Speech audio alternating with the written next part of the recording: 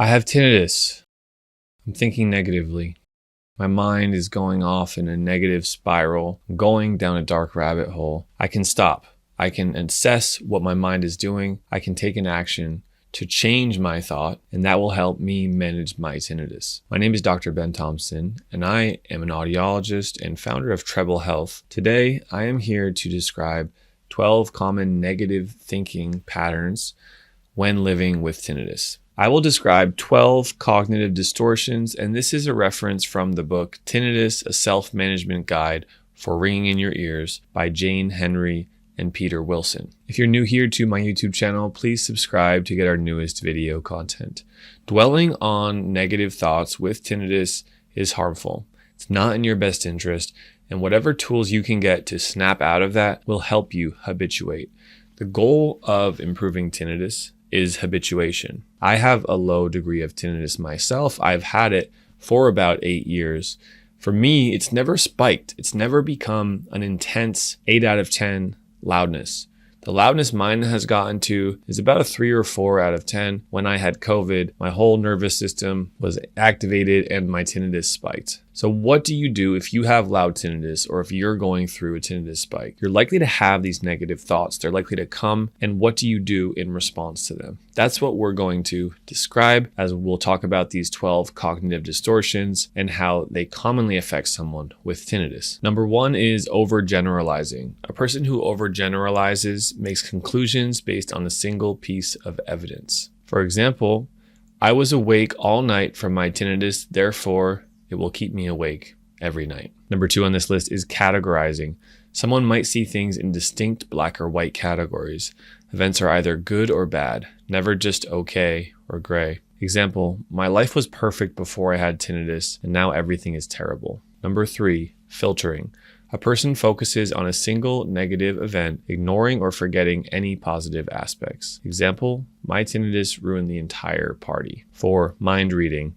Someone assumes they know exactly what someone is thinking or how they are feeling. Example, when I ask people to repeat themselves, they hate me and think I'm stupid. Research has shown that cognitive behavioral techniques are one of the most beneficial tools to have during your tinnitus recovery. Our specialists are telehealth tinnitus specialized audiologists focus on CBT techniques, cognitive behavioral therapy techniques targeted specifically for tinnitus. Research has shown these techniques help a lot. You can get better with tinnitus, whether you've had this for 4 months or 4 years. You can reduce and shift the awareness of the sound. Oftentimes, the volume can get softer too. Let's now proceed to our next 4 common negative thinking patterns. 5, catastrophizing. A person makes mountains out of molehills and expects the worst possible outcomes. Example, since my tinnitus has worsened, I know I'm going deaf. Minimizing.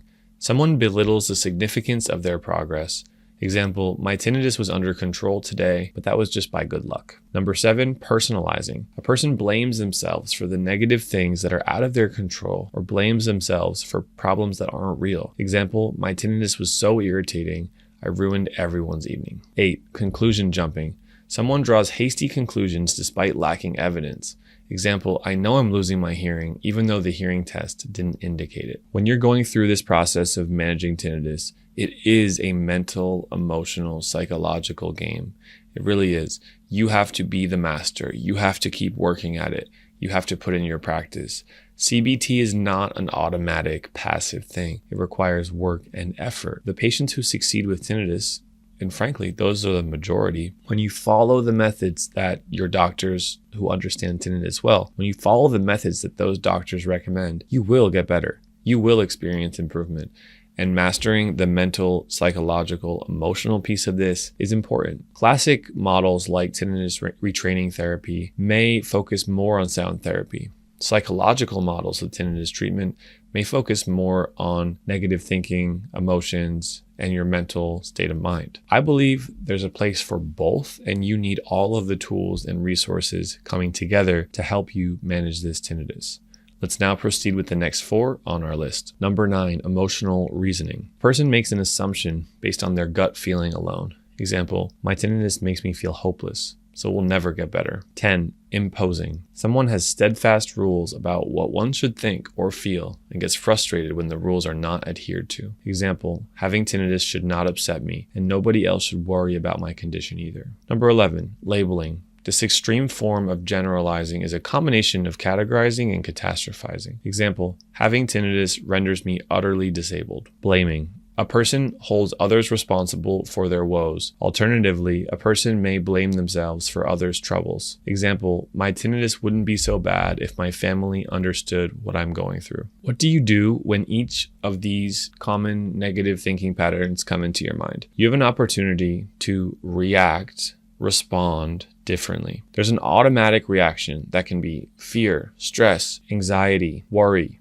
concern, feeling tight in the body, feeling your shoulders tense up, feeling your face tense up. That is an automatic reaction. That's not something that you're going to be able to, in the moment, stop. But you can notice that happening. You can calm yourself, settle the mind, settle the body, and you can choose to have a different thought, a thought of more optimism, a thought of more neutrality, and a realistic approach. For example, one of our patients in the Treble Health community who is working with us for their tinnitus therapy, they explained that they were having this common thought of, I won't habituate. And the patient brought this up in one of our group coaching calls. The thought kept coming on over and over, I won't habituate.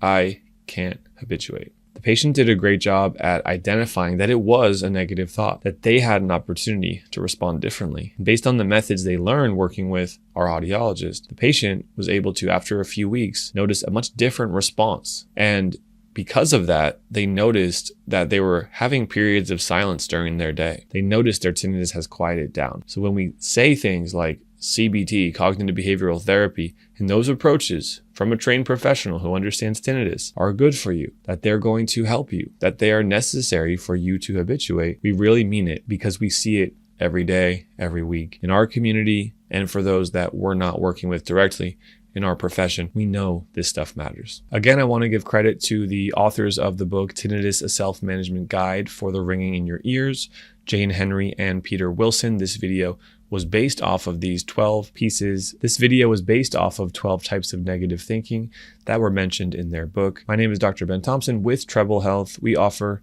telehealth service as well as tinnitus maskers for those in need of managing tinnitus. If you know anyone who could benefit from that service, please do not hesitate to reach out to us. We do have appointments within 48 hours. Thank you so much, and I'll see you on the next video. Bye-bye. Thank you for watching today's video with Treble Health. Check out our next video by clicking the button on this screen or another recommended video. And if you're not already, make sure to subscribe to our YouTube channel. Thanks so much. See you on the next video.